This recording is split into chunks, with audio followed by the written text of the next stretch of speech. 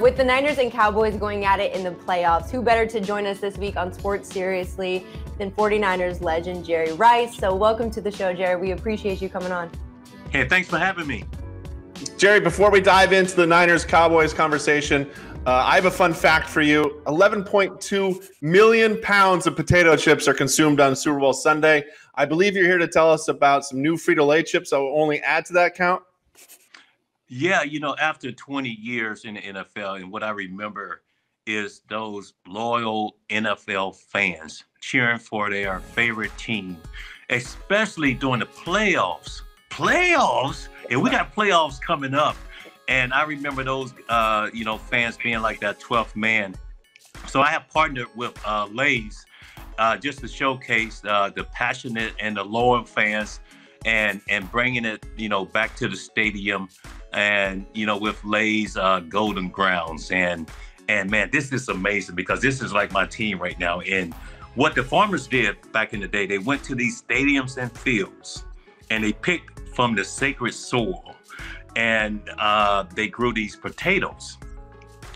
But they created, get this guys, the GOAT of potato chips. Okay. Lay's, the GOAT. But you can go to Lay's Twitter, you can go to lays.com/golden grounds and look for Lay's at the Super Bowl. This will be their first time having a TV commercial in 17 years. So I'm excited to be part of it. And let's go, baby. This is a big one. So Cowboys-Niners this wild card week. And this is going to be the first time the two teams are meeting in the playoffs since you were actually on the team. So I'm curious how you see this one playing off. You said you hope your Niners pull through, but what are you expecting from this matchup?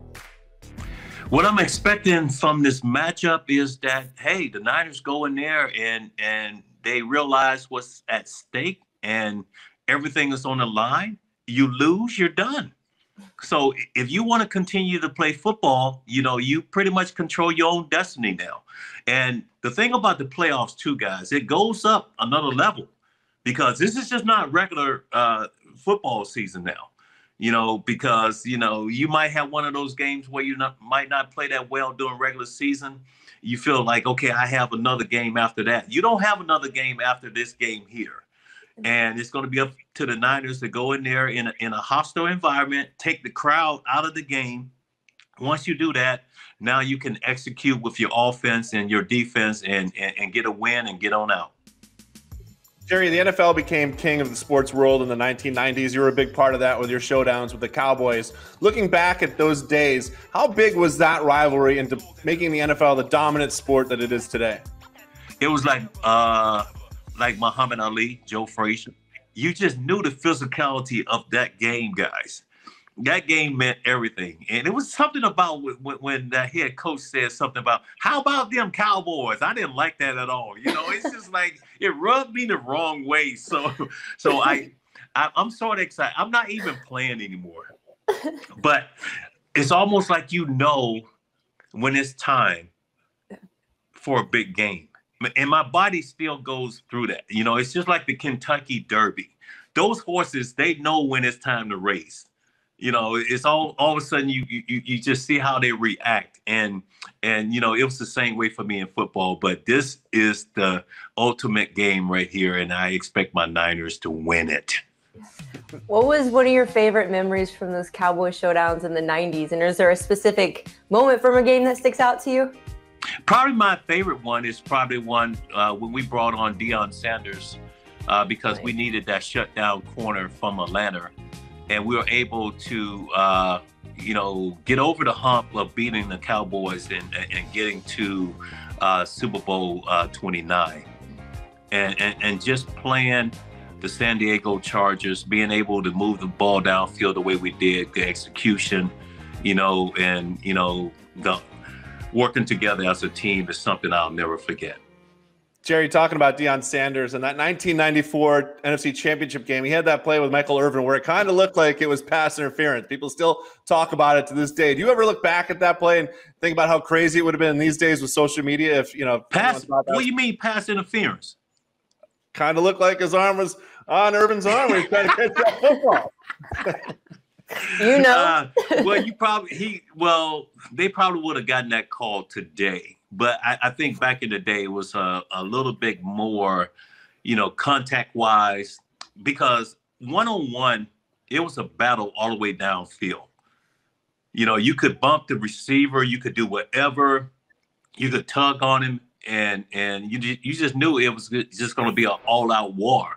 And in today's football, that don't change now. You can only bump the receiver after 5 yards, then you have to let him go. You can't put your hands on him anymore. But that was something that I really enjoyed. I enjoyed that physicality of that football game, the way it happened, and I was able to function well and execute.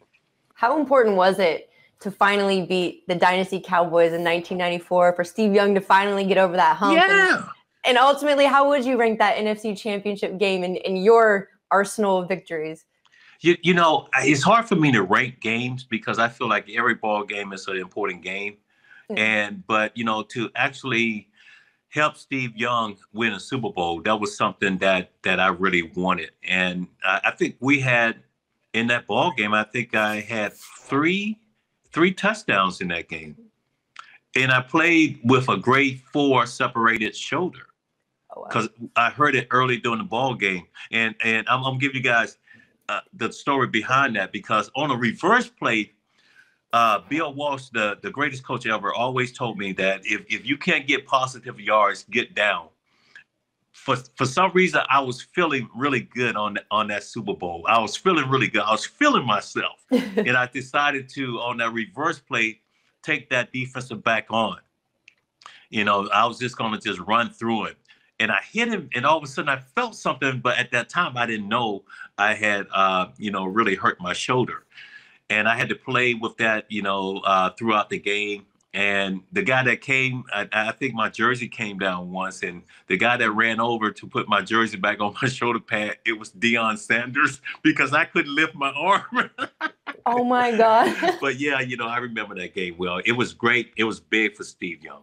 Honestly, Andy, I really don't know how these guys do it injured. Like, I play wrestle and I am hurt. Like, I am bodied. So kudos to Jerry Rice. I think I need to up my game a little bit. Mackenzie, I'm so old, I have to brace for sneezes. Up next, Dan Wolken joins the show to talk about the future of college football and playoff expansion.